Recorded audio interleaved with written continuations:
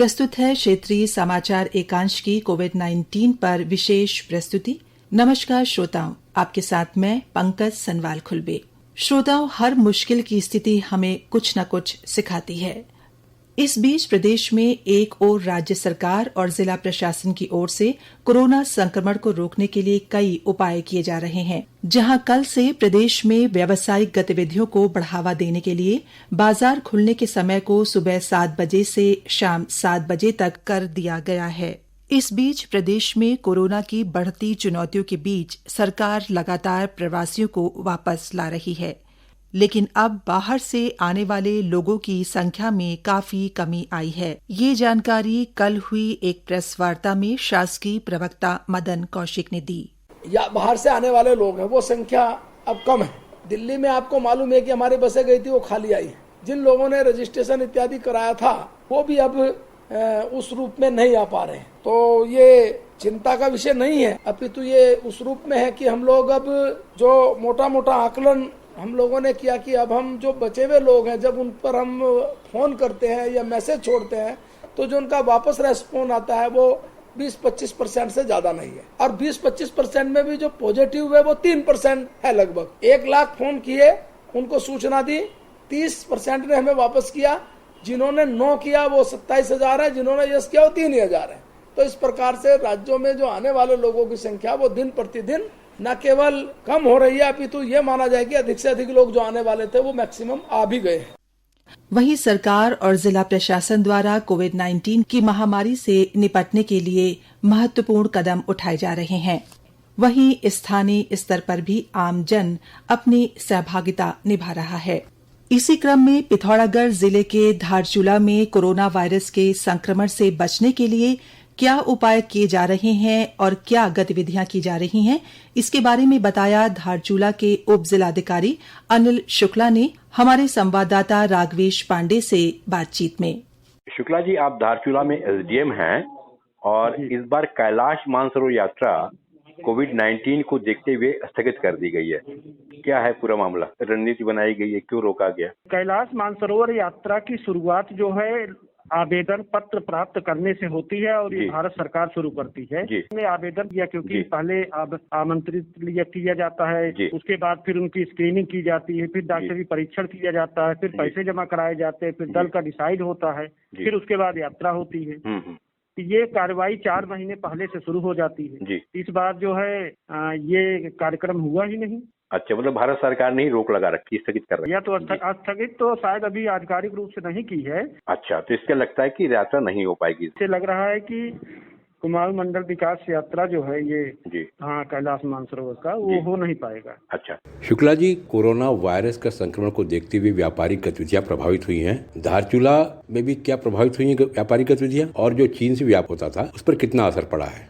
हाँ, ये चीन व्यापार ट्रेड जो है प्रतिवर्ष 1 जून से 30 अक्टूबर के बीच जो है आयोजित किया जाता है और भारत के व्यापारी चीन के तकलाकोट में जाते हैं सीमा पार करके और वहाँ से व्यापार करते हैं।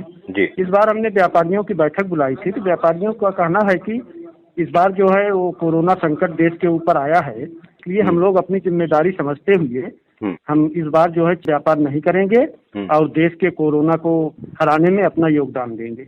मतलब देश में कोरोना को रोकने में अपना योगदान देंगे, ऐसा व्यापारियों का मानना है। लेकिन इससे व्यापारियों को क्षति नहीं होगी, नुकसान नहीं होगा? व्यापारी लोग कह भी रहे हैं कि हमारा सामान अभी पड़ा हुआ है, नुकसान है, फिर भी हम देश में अपना योगदान देने के कारण अपने उस नुकसान को सहेंगे। कितने व्यापारी होंगे? हमारे जो है ये 100 के ऊपर व्यापारी जाते हैं। अच्छा, ये मोटे तौर पर अनुमानतः कितना व्यापार, कितने करोड़ रुपए का व्यापार होता होगा भारत चाइना का? अभी तो ये 7 करोड़ के आसपास है। 7 करोड़ का। तो वहाँ से भी कुछ सामान आता है, चाइना से भी सामान आता है? हाँ, चाइना से भी सामान लाते हैं और यहाँ से भी सामान लेके जाते हैं। यहाँ से क्या क्या सामान जाते हैं? यहाँ से मुख्य रूप से गुड़ और मिश्री जी, हाँ, इसी का व्यापार होता है। तो कोविड-19 का जो प्रसार हो रहा है, तो कह रहे हैं कि पिथौरागढ़ में केसेस बढ़े हैं, जो बाहर के लोग थे प्रवासी लौटे हैं तो केसेस बढ़े हैं। धारचूला में क्या स्थिति है? हाँ, धारचूला में भी लोग डरे सहमे हैं। यद्यप कभी यहाँ हमारा धारचूला पूरी विधानसभा क्षेत्र जो है सुरक्षित है जी, अभी कोई आया नहीं है, लेकिन इस संभावना से इनकार नहीं किया जा सकता है कि निकट भविष्य में कोरोना पॉजिटिव नहीं पाया जाएगा, क्योंकि लोग जो है बॉम्बे और गुजरात और दिल्ली से आ रहे हैं, जहाँ पर बहुत अधिक जो है केसेस पाए गए हैं जी।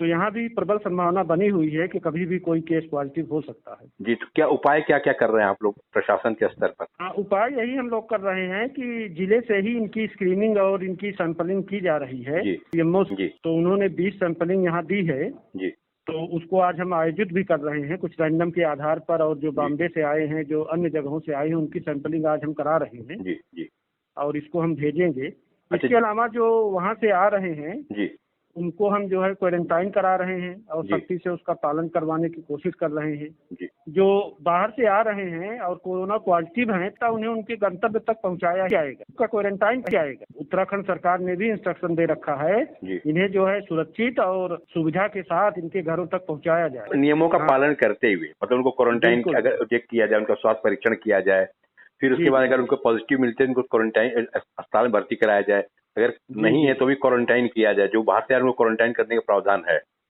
देश या अन्य राज्यों से आ रहे हैं उन्हें 14 दिन और जो विदेश से आ रहे हैं उन्हें 28 दिन क्वारंटाइन करने का प्रावधान ऑलरेडी उत्तराखंड सरकार ने आदेश दे रखा है। जी, तो उसके तहत प्रक्रिया लागू की जा रही है। आपने इतनी सारी जानकारी दी शुक्ला जी, इसके लिए आपको बहुत बहुत धन्यवाद। श्रोताओं, कोरोना महामारी के संकट के समय मिल रही आर्थिक चुनौतियों से देश की अर्थव्यवस्था को उबारने के लिए प्रधानमंत्री नरेंद्र मोदी ने आत्मनिर्भर भारत अभियान की शुरुआत की है। आत्मनिर्भर भारत का ये अभियान देश की आर्थिक स्थिति को सुधारने और देश को आत्मनिर्भर बनाने में मदद देगा। इस अभियान के तहत लघु, छोटे और मझोले उद्योगों को राहत दी गई है। साथ ही लघु, छोटे और मझोले उद्यमियों को फायदा पहुंचाने की दिशा में प्रयास किए गए हैं, जिससे वो आत्मनिर्भरता की राह में आगे बढ़ सकें।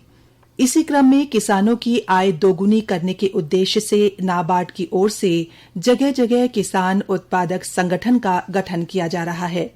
ये संगठन 100 से 500 लोगों का होता है, जिनका कंपनी एक्ट में रजिस्ट्रेशन किया जाता है। संगठन के माध्यम से छोटे, मझोले और मध्यम किसानों को उत्पादकता और गुणवत्ता के संबंध में समय समय पर प्रशिक्षण दिया जाता है, जिससे उन्हें उनके उत्पाद की अच्छी कीमत मिल सके, जिससे वो अपने सामूहिक उत्पाद को गांव से ही किसी भी मंडी में अच्छी कीमत पर बेच सकें। नाबार्ड के उधम सिंह नगर जिला विकास प्रबंधक राजीव प्रियदर्शी ने बताया कि इन उत्पादक संगठनों को विभिन्न वित्तीय संस्थाओं के माध्यम से सहायता उपलब्ध कराई जाती है, जिससे वे अपने कारोबार को आगे बढ़ा सकें। नाबार्ड कृषक उत्पादक संगठनों का गठन कर रहा है, जिसमें कि 100 से 500 किसानों का क्लस्टर बना के उनको एक इंस्टीट्यूशन के रूप में, चाहे तो कंपनीज एक्ट में या सोसाइटीज एक्ट में रजिस्टर करवाया जाता है और ये एक संस्था के रूप में कार्य करते हैं। इसमें इससे जुड़े किसानों को विभिन्न फेजेस में ट्रेनिंग दी जाती है ताकि आज के उपलब्ध विभिन्न टेक्नोलॉजी का हमारे किसान भाई लाभ उठा सकें और अपना उत्पाद की क्वांटिटी और क्वालिटी को इम्प्रूव कर सके। इससे इस एफपीओ जो कृषक उत्पादक संगठन है, इसके जो सीईओ हैं और बोर्ड मेंबर्स हैं, उनको किस प्रकार से इसको संचालित करना है, इसकी भी ट्रेनिंग समय समय पर दी जाती है।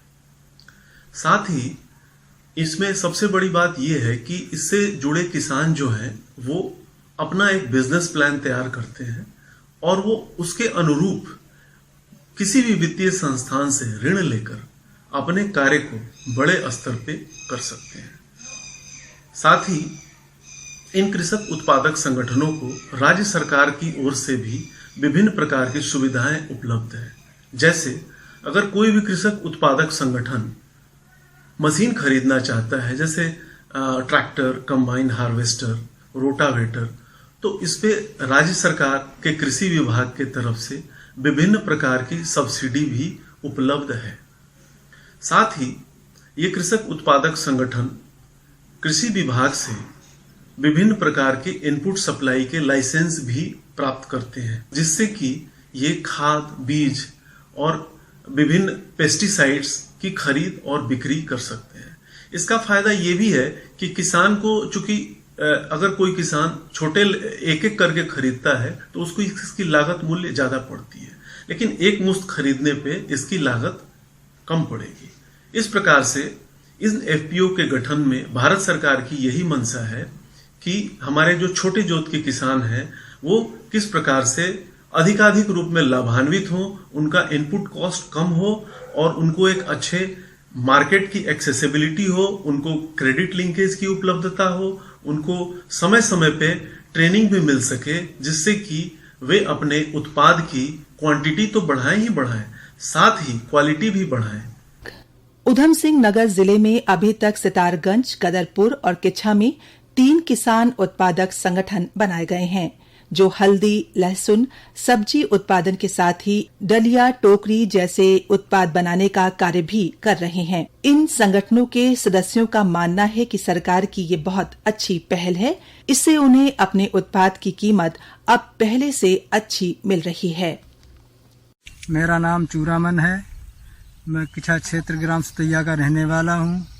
हैप्पी की एक समिति गठन कराई थी, उसका मैं अध्यक्ष हूँ। समिति का नाम है IES उत्पादक डेयरी संघ। सब्जी का काम करते हैं हम लोग। पहले छोटे छोटे खेतन में काम करते, अब बहुत बड़ा काम करना शुरू कर दिया है। सबने मिलके अलग अलग ले जाते हैं पहले हम, उसके बाद में सब इकट्ठा करके एक ही जगह अपना अपना तोल के इकट्ठा करके ले जाते हैं, एक ही गाड़ी में ले जाते हैं। पहले किराया अलग अलग देना पड़ता था, अब किराया कम पड़ता है, सब इकट्ठा जाता है। और खाद भी अब इकट्ठा लाते हैं हम लोग, और बीज भी अब इकट्ठा लाते हैं। पहले अलग अलग खेत है तो अपने अपने लाग लाते। अब जब से हमारा ये डेयरी संघ समिति बनी है तब से हमने एक ही साथ काम कर दिया है शुरू। सरकार की बहुत अच्छी योजना है, इस योजना से गांव के लोगों को बहुत फायदा पहुंचा है। मेरा नाम संतोष सिंह है। मैं ग्राम सभा बरौनी का रहने वाला हूं और तहसील सितारगंज, जिला उधम सिंह नगर। हम लोग IFD उत्पादन संघ के मैं अध्यक्ष हूं और हम लोग संघ के द्वारा सारे लोग ही काम कर रहे हैं। किसान यहाँ के पहले हम लोग जो थे वैसे काम करते थे, अब जब से हम APO के साथ जुड़े हैं हम लोग संघ का बिल्कुल सही उत्पादन, पेस्टिसाइड सब चीज़ें संघ के द्वारा मिलकर एक साथ लेते हैं, जिससे हमें कुछ चीज़ों में राहत मिलती है। और जो हमारा कृषि उत्पादन होता है वो भी हम लोग एक साथ इकट्ठा करके ई बाजार के लिए हम लोग गट्टी ढेरी लगाते हैं। उसके बाद उस गुणवत्ता को देख के हमारे घर से ही जो फसल हमारी पैदा होती है किसी भी तरह की, वो सब हमारे घर के से ही ला के बाहर का व्यापारी आके हमारे घर से उठा के ले जाता है, जिससे हमें कीमत भी अच्छी मिलती है। आजकल कोरोना वायरस चल रहा है, उसकी भी हम लोगों को परेशानी को ध्यान में रखते हुए थोड़ा सा दूरी बना के रखना या इन चीजों से बचाव में हम लोगों के लिए कोरोना वायरस का भी ध्यान रखना है किसानों को। कोविड-19 की लड़ाई में मजबूत प्रतिबद्धता दिखाते हुए सरकार हर क्षेत्र में कदम उठा रही है, वहीं लोग भी सरकारी दिशा निर्देशों का पालन कर रहे हैं। इसलिए 2 गज दूरी बेहद जरूरी है। सकारात्मक रहें, अफवाहों से बचें। कोरोना से बचने के लिए सावधानी ही बचाव है। शारीरिक दूरी के नियमों का पालन करें, मास्क पहनें, अपने हाथों को बार बार धोएं। अगर जरूरी ना हो तो घर में ही रहें, सुरक्षित रहें। इसी के साथ आज के कार्यक्रम को यहीं पर समाप्त करने की मैं आपसे अनुमति लेती हूँ। नमस्कार।